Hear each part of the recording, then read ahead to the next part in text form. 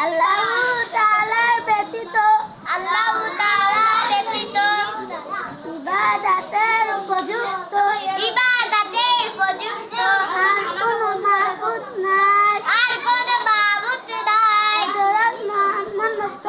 হযরত মুহাম্মদ মুস্তাফা সাল্লাল্লাহু আলাইহি ওয়াসাল্লাম আল্লাহু বান্দা ও রাসূল।